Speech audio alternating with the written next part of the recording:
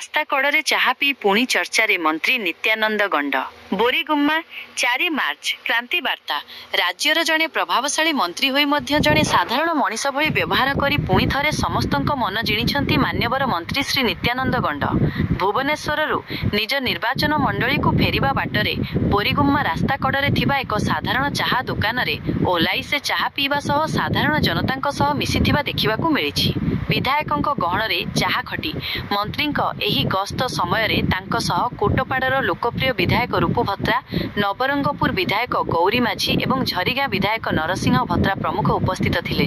ସ୍ଥାନୀୟ ବିଜେପି କର୍ମକର୍ତ୍ତା, ଶିକ୍ଷକ ସଂଘର ସଦସ୍ୟ ଏବଂ ସାଧାରଣ ଜନସାଧାରଣ ମଧ୍ୟ ଏହି ଚାହା ଖଟିରେ ସାମିଲ ହୋଇ ବିଭିନ୍ନ ବିଷୟରେ ଆଲୋଚନା କରିଥିଲେ। ସାଧାରଣ ଜୀବନଶୈଳୀକୁ ପ୍ରଶଂସା।